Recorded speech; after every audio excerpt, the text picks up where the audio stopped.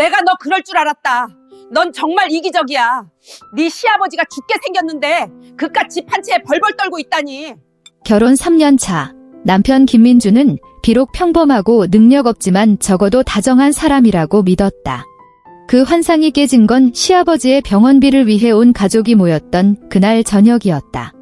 시어머니는 억지 눈물을 짜내며 말했다. 민준아, 다 이 어미가 못난 탓이다. 그 말이 끝나기 무섭게 그의 손바닥이 날아왔다. 나는 얻어맞은 뺨을 감싸준 채 남편과 시어머니의 얼굴에 떠오른 판에 박은 듯한 탐욕을 보며 완전히 마음이 식어버렸다. 나는 소리치지도 난동을 부리지도 않고 그저 냉정하게 해야 할 일을 했을 뿐이다. 다음 날 병원 응급실 앞에서 그 모자는 돈 때문에 서로의 민낯을 드러내며 머리채를 잡고 싸웠다. 나와 김민주는 결혼 3년 차 부부다.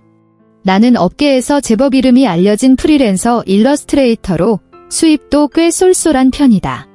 적어도 작은 회사에 다니는 김민준보다는 3배는 좋게 넘게 번다. 우리가 지금 살고 있는 서울 마포구의 아파트는 결혼 전 우리 부모님이 전액 현금으로 사주신 4명이의 집이다. 김민주는 능력은 없었지만 나에게는 언제나 고분고분했고 성격도 온화한 편이었다. 결혼이란 게 뭐 별건가, 그저 내 곁에서 따뜻하게 함께 해줄 사람이면 족하다고 생각했다. 그래서 부모님의 반대를 무릅쓰고 그와 결혼했다. 나는 이런 평온한 날들이 계속될 것이라 믿었다. 시아버지 김대식 씨가 심각한 심장병 진단을 받기 전까지는 의사는 당장 심장 브릿지 수술을 하지 않으면 언제든 목숨이 위험할 수 있다고 했다. 수술비와 이후의 재활 치료비까지 이것저것 다 합쳐 최소 8천만 원이 필요했다. 그 금액은 거대한 산처럼 우리 작은 가정을 순식간에 짓눌렀다. 시어머니는 병원 복도에서 거의 실신할 듯 오열했고 김민준도 어쩔 줄 몰라 했다. 그들 집안에 얼마 안 되는 저축으로는 턱없이 부족했다. 절망에 빠진 모자의 모습을 보니 내 마음도 편치 않았다. 시어머니를 좋아한 적은 없었지만 시아버지는 순박하고 정직한 분으로 나에게도 잘해주셨다. 나는 그때 김민준에게 말했다. 너무 걱정 마. 우리 통장에 모아둔 돈이 좀 있으니 먼저 그거 쓰고 부족한 건 내가 어떻게든 마련해 볼게. 부부로서 함께 이겨내자는 뜻이었다. 하지만 시어머니의 머릿속에서 내 방법은 전혀 다른 의미로 해석되고 있었다. 그 주말 시어머니는 가족 대책회의를 핑계로 우리 집에서 숨막히는 저녁 식사 자리를 만들었다. 한 상 가득 음식을 차렸지만 나는 한 입도 넘길 수가 없었다. 식탁에서 그녀는 먼저 한숨을 쉬며 과거를 회상했다. 시아버지와 함께 어떻게 고생하며 김민준과 그의 동생을 키웠는지, 얼마나 힘든 세월을 보냈는지에 대해. 그러다 이야기의 화살은 슬그머니 나에게로 향했다. 은혜야. 그녀는 조심스러우면서도 무언가 기대하는 눈빛으로 나를 바라봤다. 내 시아버지 병이 너무 갑작스러워서 말이다. 우리 집 사정 너도 잘 알지 않니? 민준이는 월급쟁이라 기대할 수도 없고, 내가 지금 사는 이 집, 위치도 좋고 요즘 집값도 많이 올랐다던데 혹시 이걸? 그녀는 말을 끝까지 잇지 않았지만 그 뜻은 너무나도 명백했다. 내 결혼 전 아파트를 팔라는 것이었다. 나는 젓가락을 내려놓았다. 심장이 쿵 하고 내려앉았다. 이 집은 부모님이 나에게 주신 마지막 보루이자 내 안정감의 원천이었다. 김민준을 쳐다봤지만 그는 고개를 숙인 채 마치 남의 일인 양 묵묵히 밥만 퍼먹고 있었다. 나는 심호흡을 하며 최대한 평온한 목소리로 말했다. 어머니, 이 집은 제 마지막 보루예요. 팔 수 없어요. 저희 통장에 3천만 원 정도 있으니 일단 그거 전부 먼저 드릴게요. 나머지 5천만 원은 제가 알아볼게요. 요즘 큰 프로젝트를 몇 개 맡아서 계약금이 곧 들어올 거고 친구들한테도 좀 빌리면 분명히 모을 수 있어요. 진심이었다. 시아버지의 병을 외면할 생각은 없었다. 하지만 시어머니는 내 제안이 아주 못마땅한 눈치였다. 그녀가 원한 것은 내가 긁어 모은 돈이 아니라 집을 판 뒤 그녀가 마음대로 주무를 수 있는 거액의 목돈이었다. 그녀의 얼굴색이 싹 변하더니 젓가락을 탁 소리나게 내려놓으며 목소리를 높였다. 알아봐. 내가 뭘 어떻게 알아봐? 친구한테 돈 빌리면 안 갚아도 되니? 우리 민준이 앞으로 사람들 얼굴 어떻게 보고 살라고. 박은혜, 내가 너 그럴 줄 알았다. 넌 정말 이기적이야. 내 시아버지가 죽게 생겼는데 그깟 집 한 채에 벌벌 떨고 있다니. 내 마음속에 우리 가족이 있긴 한 거니. 날카로운 비난에 온몸이 떨렸지만 나는 간신히 참아냈다. 나는 그녀를 차갑게 바라보며 말했다. 어머니, 이 집은 저희 부모님이 사주신 거예요. 어머님을 만족시키기 위해 팔 권리, 저에겐 없어요.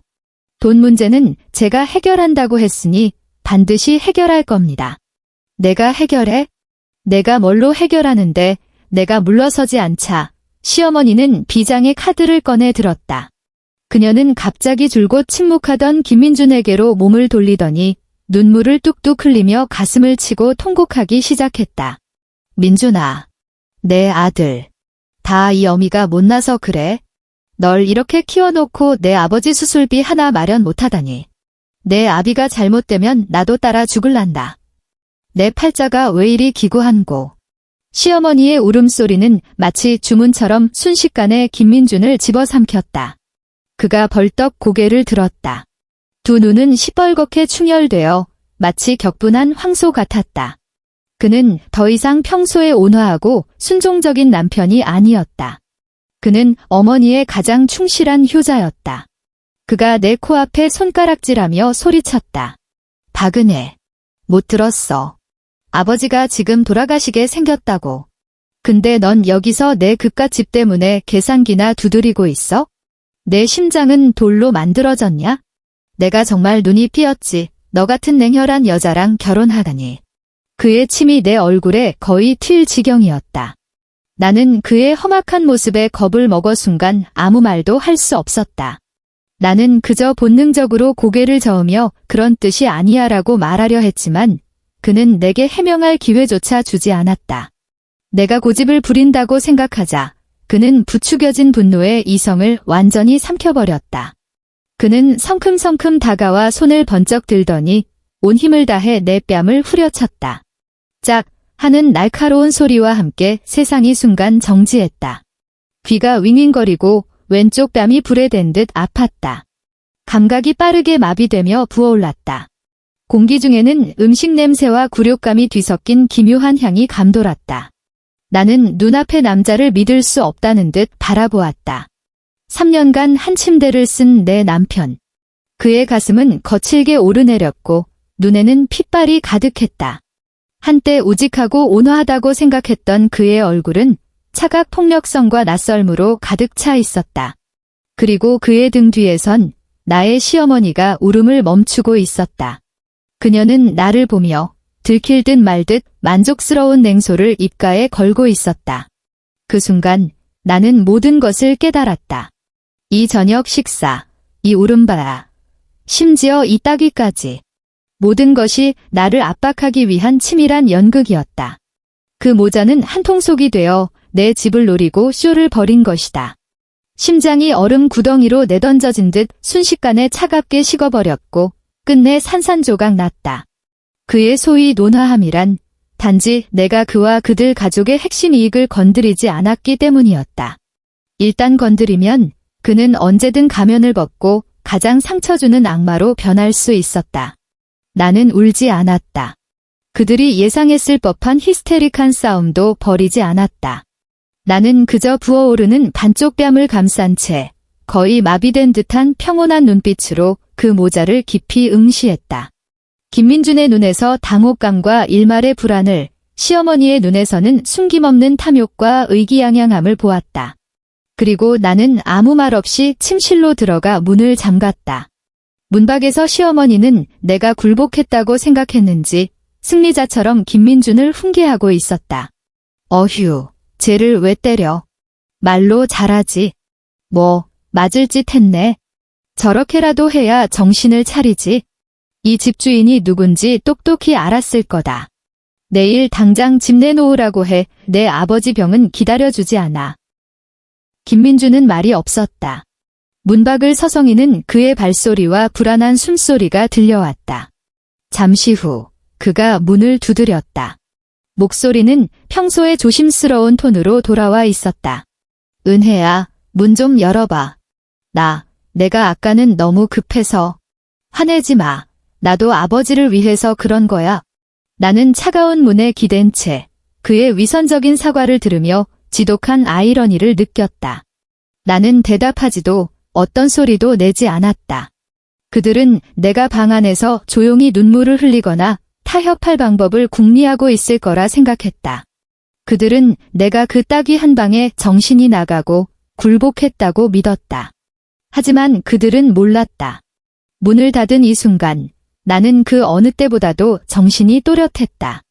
사실 시아버지가 입원한 다음 날 나는 이미 계획을 세워두었다. 순박하고 착한 시아버지가 안쓰러웠고 김민준이 곤란해하는 모습도 보고 싶지 않았다. 내 명의로는 이 아파트 외에 몇 년간 모은 원고료로 사둔 성남의 작은 오피스텔이 하나 더 있었다. 김민준과 시댁은 모르는 사실이었다. 나는 이미 부동산 김 사장님과 연락을 해뒀다. 그는 전액 현금으로 구매할 매수자를 찾아주었고 가격도 8,500만 원으로 거의 합의가 끝난 상태였다. 시세보다 약간 낮지만 거래가 빠르다는 장점이 있었다. 계약만 하면 돈은 금방 들어올 터였다. 시아버지의 수술비를 내고도 남는 금액이었다. 원래 내 계획은 돈이 들어오면 우리 부부 공동의 이름으로 병원에 내는 것이었다. 김민준의 자존심도 지켜주고 급한 불도 끄고 심지어 핑계까지 생각해뒀다. 내가 몇 년간 모은 비상금의 투자 수익을 좀 더 한 거라고. 그렇게 하면 모두가 행복해질 줄 알았다. 지금 보니 나는 정말 터무니없이 순진했다. 나는 화장대 앞에 앉아 거울 속 퉁퉁 부은 왼쪽 뺨을 바라보았다. 선명한 5손가락 자국. 부모님이 애지중지 키우고 친구들이 칭찬하던 이 얼굴을 내가 선택한 남자가 가장 치욕적인 방식으로 상처냈다. 고통은 내 3년의 결혼 생활이 완벽한 희극이었음을 상기시켰다. 나는 울지 않았다. 눈물 한 방울 나오지 않았다. 에이블비, 아마 이런 기분일 것이다. 나는 냉정하게 휴대폰을 꺼내 연락처에서 대학 동기이자 지금은 서울의 유명 로펌 파트너 변호사인 최수연을 찾았다. 문자를 보냈다. 수연아, 나 가정폭력 당했어. 이혼하려고 하는데 어떤 증거가 필요해? 내일 시간 되면 잠깐 볼 수 있을까? 거의 즉시 수연에게서 전화가 걸려왔다. 목소리에는 다급함과 분노가 가득했다. 은혜야. 무슨 일이야? 김민준 그 자식이 감히 널 때려? 너 지금 어디야? 괜찮아. 내 방이야. 안전해. 내 목소리는 나 자신이 무서울 정도로 평온했다. 그 사람이랑 시어머니는 밖에 있어? 잘 들어. 지금 절대 그들이랑 부딪히지 마. 첫째, 당장 화장실 가서 내 얼굴 상처 여러 각도에서 선명하게 찍어둬. 둘째, 그 자식이 사과 문자나 전화를 하면 전부 저장해. 다 증거야. 셋째, 녹음할 준비해. 밖에서 계속 떠들거나 나중에 방에 들어와서 무슨 말을 하면 휴대폰 녹음 기능 켜. 너 내일 아침 일찍 바로 내 사무실로 와. 나머진 내가 알아서 할게. 알았어. 전화를 끊고 나는 그녀가 시킨 대로 방에 딸린 화장실로 들어가 거울 앞에서 휴대폰으로 선명하게 사진을 찍었다. 사진 속 초라한 내 모습을 보며 슬픔 대신 해방감과도 같은 평온을 느꼈다. 이어서 다른 번호로 전화를 걸었다. 부동산 김 사장님이었다. 김 사장님, 저녁에 죄송합니다. 박은혜입니다. 아, 박 작가님, 안녕하세요. 이 시간에 무슨 일이세요? 성남 오피스텔 건 때문에 그러시죠? 매수자 쪽에서 자꾸 재촉하네요. 100만 원 더 얹어줄 테니 빨리 계약하자고요. 김 사장님의 목소리는 들떠 있었다. 나는 숨을 깊이 들이마시고 가장 단호한 어조로 말했다. 김 사장님, 정말 죄송합니다. 성남에 있는 그 집 안 팔기로 했습니다. 전화기 너머에서 몇 초간 침묵이 흘렀다. 내 결정에 놀란 것이 분명했다. 안 파신다고요? 박 작가님, 급전 필요하다고 하셨잖아요. 매수자까지 다 구했는데 위약하시면 계약금 2배로 물어주셔야 합니다. 알고 있습니다. 나는 평온하게 대답했다. 위약금은 계약서대로 사장님과 매수자분께 지불하겠습니다. 어쨌든 거래는 지금 취소해주세요. 번거롭게 해드려 정말 죄송합니다. 나는 그의 설득을 더 듣지 않고 바로 전화를 끊었다. 이 모든 일을 마치자 온몸의 기운이 다 빠져나가는 기분이었다. 나는 침대에 누워 천장을 바라보며 뜬 눈으로 밤을 새웠다. 문 밖에서 김민준이 몇 번 더 문을 두드리고 영혼 없는 사과를 몇 마디 던졌다. 내가 반응이 없자 그도 더는 고집하지 않았다. 아마 그는 여자는 좀 투정 부리다가 하룻밤 자고 나면 괜찮아질 거라고 생각했을 것이다. 내일 아침이면 위독한 아버지를 위해 내가 얌전히 집을 팔러 갈 거라고. 다음 날 동이 트기도 전에 나는 일어났다. 아무도 깨우지 않고 조용히 여행 가방 하나를 쌌다. 내 그림 도구, 노트북, 중요한 서류 몇 가지와 갈아입을 옷 몇 벌만 챙겼다. 이 집에는 이것들 말고는 진정으로 내 것이 없었고 미련을 가질 만한 것도 없었다. 나는 가방을 끌고 마치 도둑처럼 살며시 침실 문을 열었다. 거실은 어두웠고 소파에 누군가의 그림자가 보였다. 시어머니였다. 내가 밤중에 도망갈까 봐 지키고 있었던 모양이다. 나는 그녀를 피해 현관으로 가 신발을 갈아 신었다. 그리고 내가 3년간 살았던 이 집을 마지막으로 돌아보았다. 아무런 아쉬움도 없었다. 내가 현관문을 열고 떠나려던 순간 김민준의 방문이 갑자기 열렸다. 그는 잠이 덜 깬 얼굴로 나오다가 여행 가방을 든 내 모습을 보고 순간 정신이 번쩍 들었다. 은혜야, 너 지금 어디가?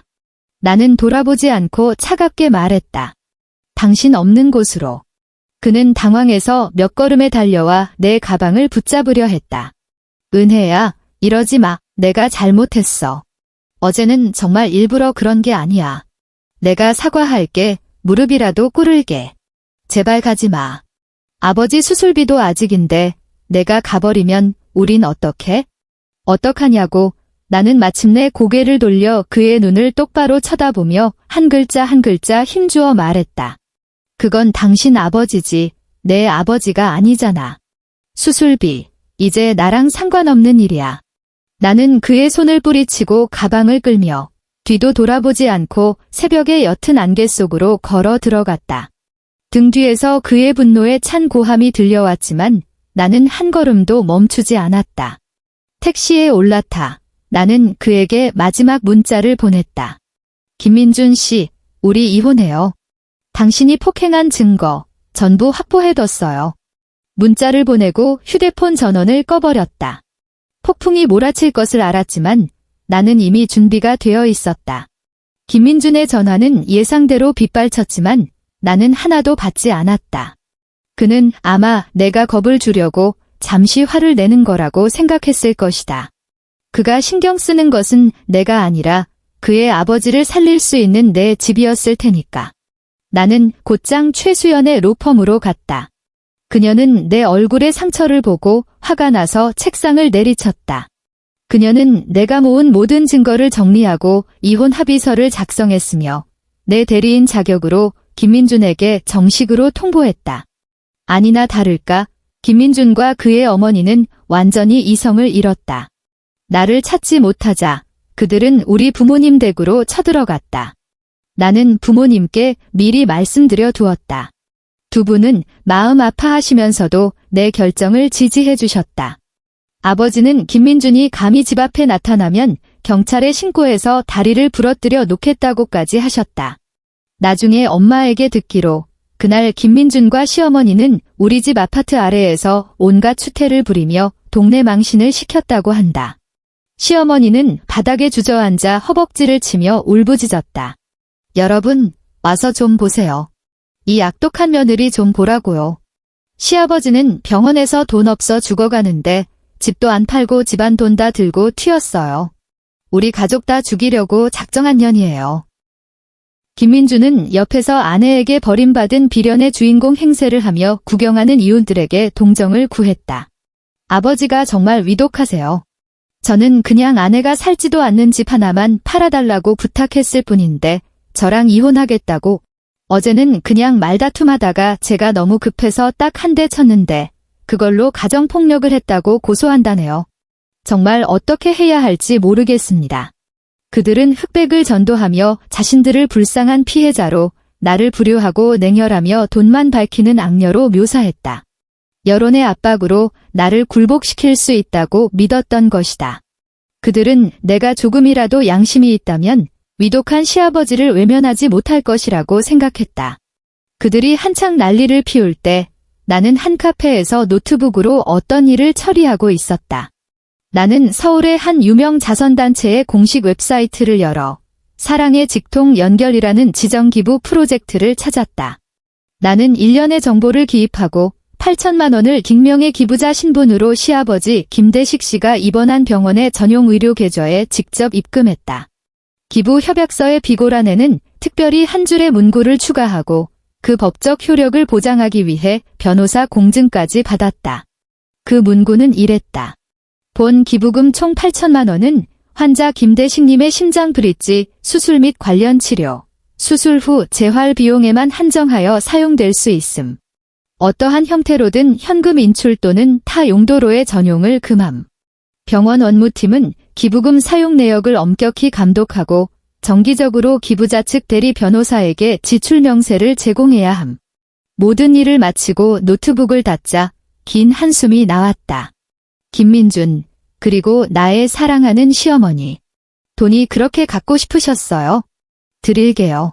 하지만 그 돈, 단 1원도 당신들 손에 닿지 못할 겁니다.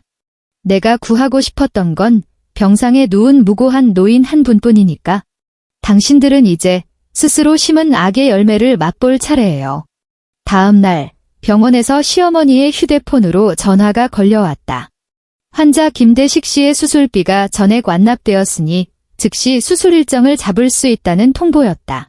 전화를 받은 시어머니와 김민주는 그 자리에서 얼어붙었다. 8천만 원, 한 푼도 빠짐없이 그렇게 소리소문 없이 병원 계좌에 들어와 있었다. 그들의 첫 반응은 내가 굴복했다는 것이었다. 그 dak독한 며느리가 결국 정과 양심에 못 이겨 몰래 돈을 냈다고 생각했다. 시어머니의 얼굴에서 근심이 순식간에 사라지고 내 그럴 줄 알았다는 식의 의기양양한 표정이 떠올랐다. 그녀는 즉시 김민준을 끌어당겨 귓가에 속삭였다. 거봐, 내 말이 맞지? 전혀는 입만 살았지 속은 물러터졌어. 겁 좀 주니까 바로 꼬리 내리잖아.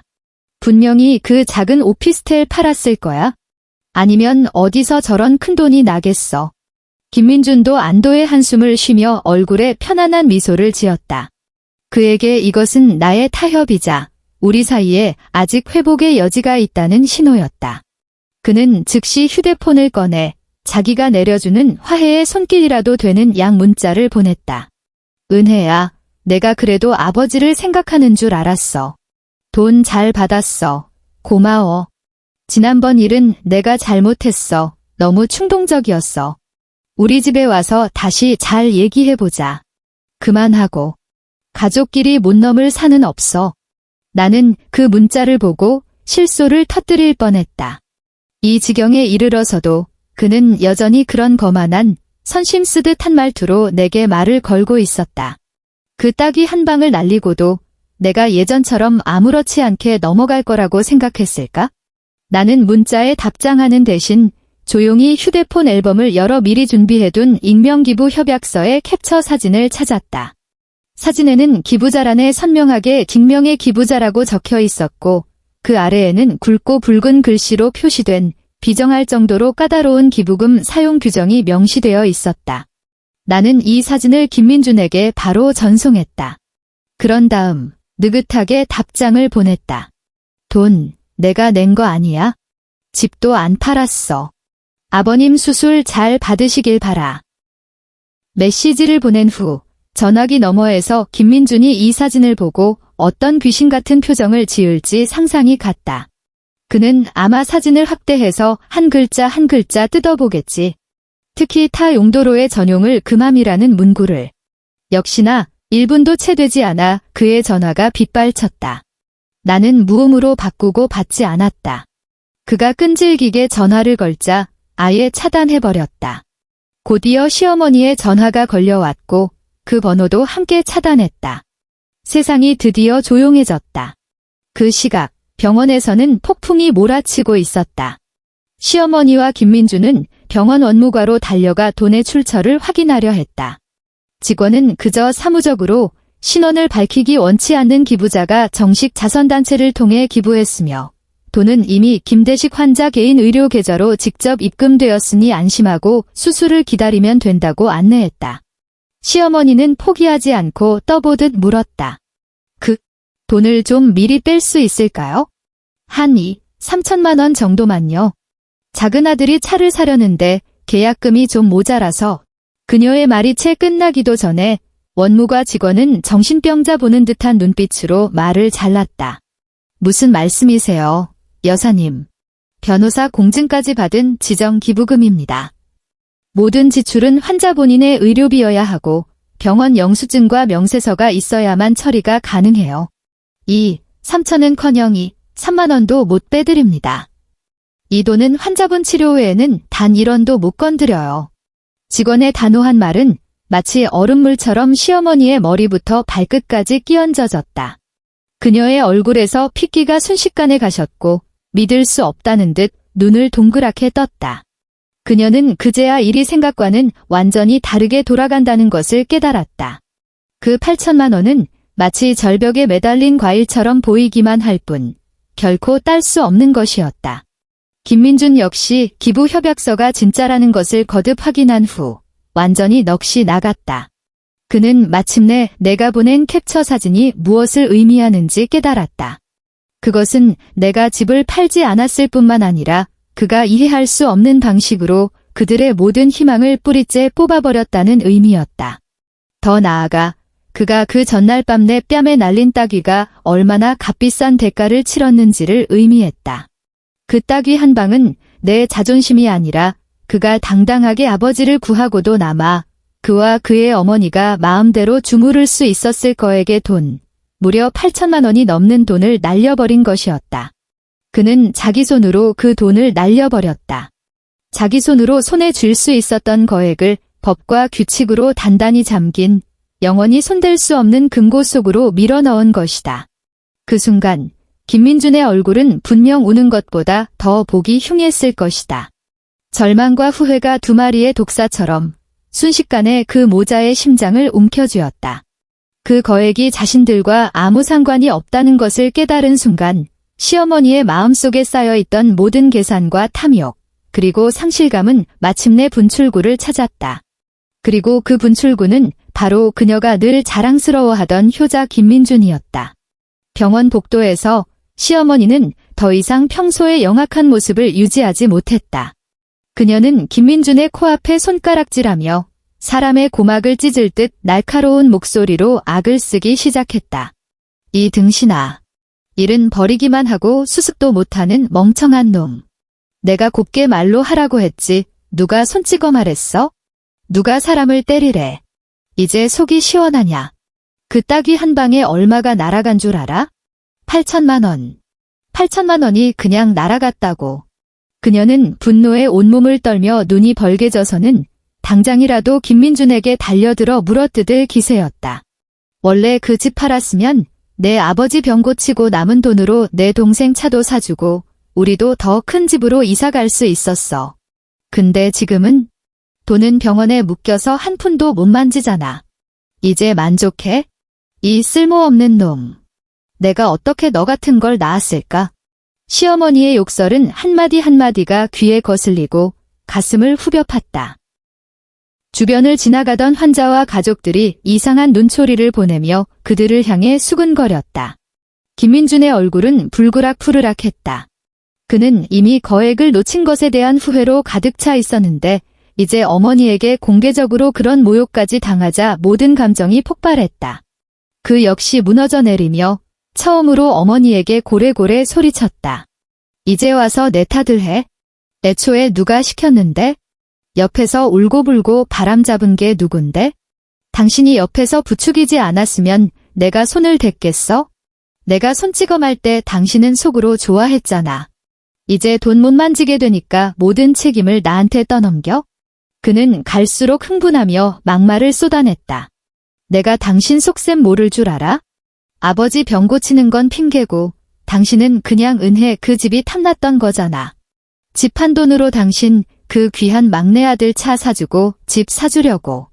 처음부터 끝까지 날 이용한 거잖아. 이제 어때? 은혜는 나랑 이혼한다지. 집도 날아갔지. 돈도 없어졌지. 만족해? 이 이기적인 엄마. 너 이 불효자식. 내가 감히 나한테 그런 말을 해. 시어머니는 김민준의 말에 기가 막혀 숨이 넘어갈 뻔했다. 그녀는 손을 들어 김민준을 때리려 했다. 김민준이 그녀의 손목을 낚아채 거칠게 밀어버렸다. 시어머니가 비틀거리며 바닥에 넘어질 뻔했다. 이것이 도화선이 되어 모자는 병원 복도 한가운데서 마치 시장 바닥의 안악들처럼 서로를 비난하고 밀치고 머리채를 잡고 싸우기 시작했다. 내가 날 쳐? 남인년 하나 때문에 이 어미를 쳐? 남이 아니야. 내 아내라고. 아니, 당신 때문에 곧 전처가 될 사람이야. 내가 널 괜히 키웠어. 이 배은망덕한 놈. 그들의 싸움은 더 많은 구경꾼을 불러 모았고 심지어 병원 보안요원까지 출동하게 만들었다. 결국 며칠 전만 해도 공동의 목표를 위해 한통속이었던 모자는 보안요원들에게 마치 길거리 개처럼 쫓겨나며 비참하게 떼어졌다. 그리고 이 모든 것은 내가 최수연을 통해 고용한 사설탐정이 찍어온 영상을 통해 알게 된 사실이다. 영상 속 그 추악한 난장판을 보면서 내 마음에는 어떤 파문도 복수의 쾌감도 일지 않았다. 그저 비참하고 우스꽝스러울 뿐이었다. 얼마 지나지 않아 나는 법원에 정식으로 이혼 소송을 제기했다. 내 요구는 간단했다. 이혼, 그리고 김민준은 빈손으로 나갈 것. 재판날, 김민준과 그의 어머니도 법정에 나타났다. 김민준은 무척 초췌해 보였고 내 눈을 피하며 시선을 돌렸다. 반면 시어머니는 마치 내가 불구대천의 원수라도 되는 양도끼 어린 눈으로 나를 쏘아보았다. 법정에서 김민준의 변호사는 그들의 행동을 가족의 병을 걱정한 나머지 벌어진 일시적인 다툼으로 변명하려 했고 김민준이 나에게 여전히 깊은 감정을 가지고 있다며 판사에게 조정을 요청했다. 김민준 역시 법정에서 내게 참회하며 잘못했다고 한 번만 더 기회를 달라고 아픈 아버지를 봐서라도 이 가정을 깨지 말아달라고 애원했다. 그의 연기는 실감났다. 눈물도 금세 글썽이며 진심으로 뉘우치는 남편처럼 보였다. 안타깝게도 나는 더 이상 그의 몇 마디 말에 속아 넘어가는 박은혜가 아니었다. 최수연이 자리에서 일어나 침착하게 우리의 증거들을 판사에게 제출했다. 첫 번째, 내가 폭행당한 날 밤에 찍은 고화질이 얼굴 상처 사진과 다음 날 병원에서 발급받은 외력에 의한 연조직 타박상이라는 진단서. 두 번째, 김민준이 내게 보낸 수십 통의 부재중 전화 기록과 내가 잘못했어, 사과할게라는 참회 문자. 이 문자는 그가 폭행을 인정한 빼도 박도 못할 증거가 되었다. 세 번째, 그리고 가장 치명적인 증거는 사설탐정이 병원 복도에서 찍은 모자가 돈 때문에 반목하며 싸우는 영상이었다. 영상 속에서 시어머니는 나에게 집을 팔라고 강요한 진짜 목적을 스스로 인정했고 김민준 역시 어머니의 부추김에 넘어가 손을 댔다고 실토했다. 영상이 법정에서 공개되자 법정 전체가 정적에 휩싸였다. 김민준과 그의 어머니의 얼굴은 잿빛이 되었다. 그들은 자신들의 가장 추악한 모습이 이렇게 적나라하게 만천하에 공개될 줄은 꿈에도 몰랐을 것이다. 결국 법원의 판결은 의심의 여지가 없었다. 명백한 가정폭력 사실과 김민준 측의 현저한 과실을 근거로 법원은 나의 모든 소송 청구를 인용했다. 우리의 이혼을 판결하고 내 명의의 결혼 전 아파트 및 모든 개인 재산은 내 소유로 부부 공동 예금 3천만 원은 김민준의 가정폭력 과실에 대한 위자료 명목으로 전액 내게 귀속된다고 판결했다. 김민준은 빈손으로 쫓겨났다. 법원을 나서는 순간 서울의 햇살은 눈부셨다. 나는 깊이 숨을 들이마셨다. 다시 태어난 기분이었다. 몇 달 후 예전 이웃에게서 소식을 들었다. 시아버지 김대식 씨의 수술은 성공적이었고 건강도 많이 회복하셨다고 한다. 하지만 내가 떠난 후 김민준과 시어머니의 삶의 질은 곤두박질 쳤다. 내 수입이 끊기자 그들은 일상적인 생활비조차 빠듯해졌다. 김민준은 이혼 소송으로 평판이 나빠져 원래 다니던 회사에서 해고당하고 지금은 아르바이트를 전전하고 있다고 했다. 그리고 그와 시어머니의 관계도 병원에서의 그 대판 싸움 이후로 완전히 파탄났다. 지금은 한 지붕 아래 살면서도 남처럼 지내며 말 한마디 섞지 않고 매일 사소한 일로 다투며 서로가 자기 인생을 망쳤다고 비난한다고 한다. 그 집에는 더 이상 평온이 없었다. 그 소식을 듣고도 내 마음에는 조금의 통쾌함도 없었다. 그들의 결말은 그들 스스로가 선택한 것이다. 탐욕과 이기심은 결국 자기 자신을 삼킬 뿐이다. 나는 다시 서울로 돌아가지 않았다. 성남 오피스텔을 팔려던 돈과 내 모든 저축을 합쳐 제주도의 바닷가 작은 마을에 있는 작은 가게를 인수했다. 나는 그곳을 갤러리를 겸한 바닷가 카페로 꾸몄다. 1층에서는 커피와 디저트를 팔고 2층은 내 작업실이자 전시 공간으로 사용한다. 나는 매일 파도 소리를 들으며 잠에서 깨고 그리고 싶은 그림을 그리고 흥미로운 사람들을 만나고 마음이 통하는 대화를 나눈다. 커다란 통유리창으로 햇살이 쏟아지고 공기 중에는 향긋한 커피 향과 물감 냄새가 감돈다. 가끔 관광객들이 내 갤러리에 들어와 한참 동안 그림을 바라보다가 내게 말한다. 작가님 그림에서는 삶에 대한 애정과 희망이 느껴져요. 그럴 때마다 나는 웃으며 대답한다. 네, 지금 제가 가장 원하는 삶을 살고 있거든요. 창밖의 푸른 바다와 자유롭게 나는 갈매기를 보며 나는 마침내 깨달았다. 여자의 진짜 힘은 좋은 남자와 결혼하는 것이 아니라 언제든 누구라도 떠날 수 있는 능력, 그리고 혼자서도 얼마든지 멋지게 살아갈 수 있는 자립심이라는 것을. 김민준과 그의 어머니는 이미 내 인생에서 파도에 씻겨나간 이름 모를 모래알이 되었다. 그리고 나는 바닷바람을 맞으며 나만의 더 넓은 세상으로 나아가고 있다. 엔드.